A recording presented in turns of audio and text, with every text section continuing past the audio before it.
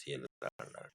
Today I am going to start new topic.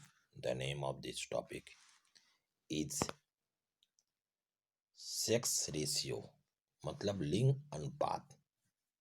जैसे यह कहा गया है कि प्रति 1000 पुरुषों पर महिलाओं की संख्या को लिंग अनुपात कहा जाता है। यह जानकारी किसी दिए गए समाज में या समाज में पुरुष एवं महिलाओं के बीच जो इक्वलिटी होती है, उस इक्वलिटी को मापने के लिए एक महत्वपूर्ण सामाजिक सूचक होते हैं। और देश के में लिंग अनुपात प्राय महिलाओं की पक्ष में नहीं होता है। ऐसा क्यों, इसका पता करना है।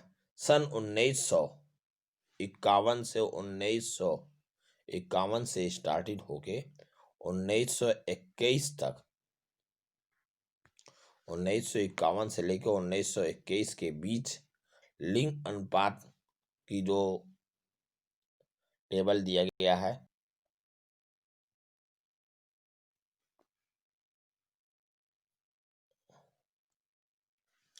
देखिए इस टेबल में यह बताया गया है 1991 में जो महिलाओं की संख्या थी 946 थी, और 2011 में क्या थी 943।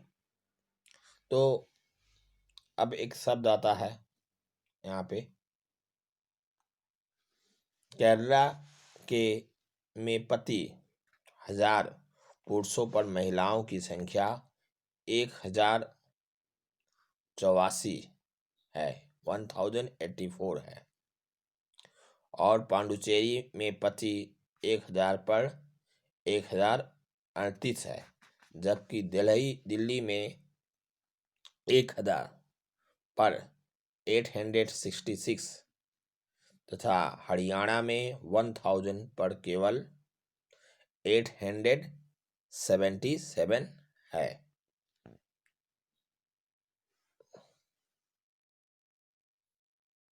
अब देखिए आगे,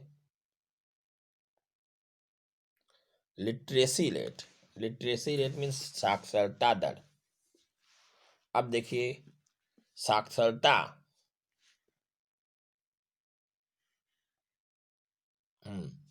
साक्षरता किसी जनसंख्या को बहुत महत्वपूर्ण गुण होता है। केवल एक जो पढ़े लिखे व्यक्ति और जागरूक नागरिक को बुद्धिमत्ता निर्माण ले सकता है, और रिसर्च के आधार पर शोध के आधार पर विकास कार्य कर सकते हैं। जो साक्षरता स्तर में कमी आर्थिक प्रगति में एक गंभीर ऑब्स्टिकल्स मीन्स बाधाएं लाती हैं, आर्थिक रूप से गंभीर बाधा लाती हैं। 2011 के आधार पर 2011 का अगर जनगणना हम लोग उठाते हैं तो उसके आधार पर जिसकी आयु 60 वर्ष से या उससे अधिक है, जो किसी भी भाषा में लिख सकता है, पढ़ सकता है, उसे साक्षर के वर्ग में रखा जाता है, लिटरेट माना जाता है। भारत में साक्षरता के स्तर में धीरे धीरे सुधार हुआ है। 2011 की जनगणना के अनुसार देश की साक्षरता दर 73% है, जिसमें पुरुषों की साक्षरता दर 80.9% एवं महिलाओं की 64.6% है। साक्षरता दरों में इस प्रकार का अंतर क्यों है? Why do such different exist? अब देखिए ऑक्यूपेशनल स्ट्रक्चर मीन्स होता है आपका व्यावसायिक संरचना। देखिए व्यावसायिक संरचना आर्थिक रूप से जो क्रियाशील जनसंख्या का प्रतिशत विकास का एक महत्वपूर्ण सूचक है। विभिन्न प्रकार के व्यवसायों के अनुसार किए गए जनसंख्या के वितरण में व्यावसायिक संरचना कहा जाता है। किसी देश के विभिन्न व्यवसायों को भिन्न भिन्न लोग होते हैं जो जिस तरह का पेशा करे, अलग अलग सब अपने अपने ऑक्यूपेशन को अपनाते हैं। व्यवसायों के सामान्यतः 3 स्तर होती है। पहला आपका प्राइमरी होती है, दूसरा सेकेंडरी होती है, तीसरा टेरिटरी होती है। मतलब प्रथम वर्ग, द्वितीय वर्ग, तृतीय वर्ग, ये 3 अवस्थाएं होती हैं। अब देखिए,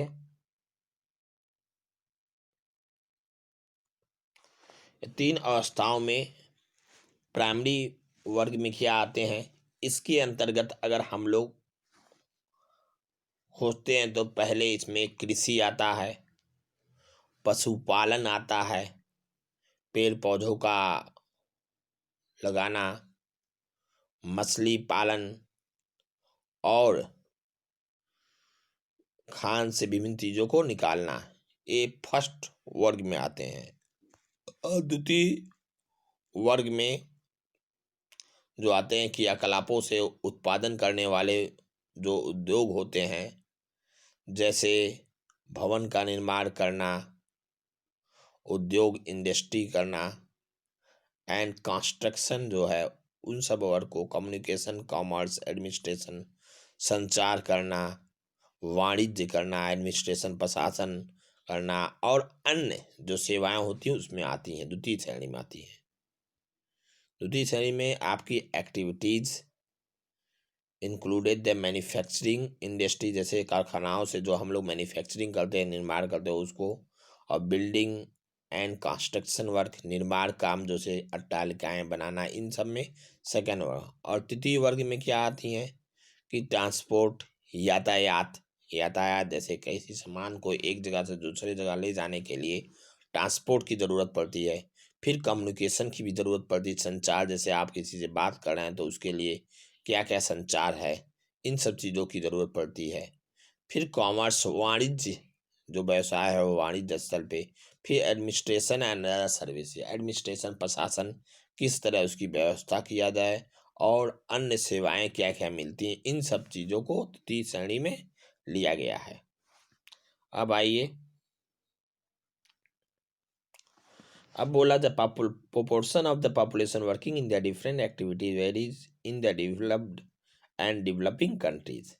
देखिए, विकसित एवं विकासशील देशों में विभिन्न क्रियाकलापों में कार्य करने वाले लोगों का अनुपात अलग अलग होता है। विकसित देश में जो विकसित जो देश है उसमें सेकंड एवं तृतीय क्रियाकलाप में कार्य करने वाले लोगों की संख्या का अनुपात अधिक होती है, और विकासशील देश में प्राथमिक क्रियाकलाप में कार्य करने वाले लोगों की संख्या अधिक होती है। और यह कहा जाता है कि भारत में कुल जनसंख्या का 64% भाग केवल कृषि कार्य करता है, और इसके बाद द्वितीय और तृतीय क्षेत्र में कार्यरत लोगों की संख्या अनुपात क्रमशः 13 तथा 20% है। वर्तमान समय में बढ़ते हुए औद्योगिकरण एवं शहरीकरण में वृद्धि होने के कारण द्वितीय और तृतीय क्षेत्र में व्यावसायिक परिवर्तन होता है, द्वितीय, सेकेंड एंड थर्ड में होता हो। Okay my dear student, today आप लोग का ऑफलाइन वर्क है, write down about sex ratio and literacy rate. Write down about sex ratio and literacy rate.